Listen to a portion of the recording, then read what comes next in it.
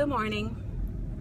So I'm watching the news this morning. I thought of an analogy to use, and you'll see this the scene that I was watching on MSNBC this morning that made me think of this analogy.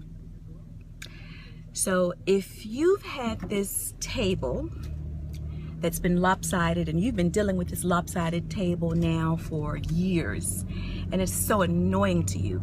I mean, you can still use the table, you can still eat at the table, but it's just annoying because it's lopsided.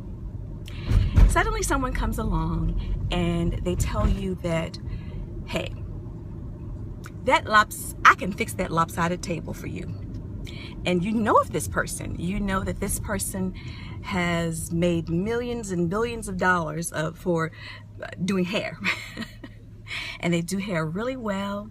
They've failed a few times, but they got it back together and they continue to make millions and billions of dollars doing hair. And they make you all of these promises that they can tear that table apart and make it great again. And you believe them. So you said, are you sure you can do it? I mean, they've said things and you don't like their personality, but hey, you've seen that they can do hair really well. So they've convinced you that they can fix your lopsided table and make it great again. So you agree and you put you take a chance with this person and him and his posse. So he gets to work on, your lopsided table. He pulls the legs from up under that lopsided table. And now it's broken. Then the person looks to his posse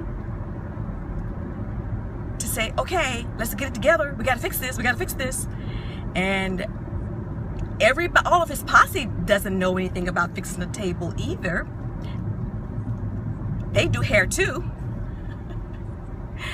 So they're all twiddling their fingers and arguing back and forth and bickering with one another and just in total chaos because they only know how to tear stuff apart or the table because it's not hair, right? So they only know how to tear the table apart. They don't know how to put it back together again. So they all started blaming one another and pointing fingers. Sound familiar? Tired of winning yet? He's lost the people who gambled on him, who said, you know what, this guy is not my cup of tea. Yep. But Washington's got to change, and maybe, hopefully, he'll blow it up and make it better. He's losing those people. So David Ignatius, probably a year, maybe a year and a half ago, I talked about some friends I had up from Florida that were sitting around the table. They were having pizza because I only serve my guests the best pizza. And as we were going through the Domino's pizza, I said, "You're from Florida. Who are you going to vote for? Are you going to vote for Jeb? Or are you going to vote for Marco?" And they said, professionals, we're voting for Trump. We're sick and tired of Jeb. Marco's not ready. This whole system stinks. We voted traditionally for Republicans. Every nominee our entire life, we're voting for Trump. This past weekend, I said, how are you doing with Trump? And they said, just what you said. Somebody said this.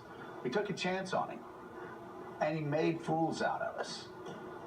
And now they're at the stage, anybody but Trump, because he made them look stupid in front of their friends because they were willing to take a chance on this guy.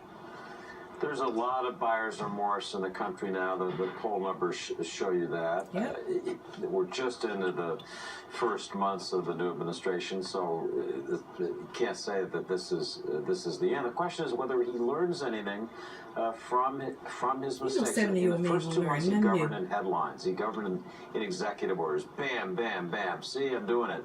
But then when it's come down to actual legislation, actually implementing real policies like a removal and replacement of Obamacare, signature issue for him, he didn't have it. He didn't know how to do it. I have the same fear about tax reform.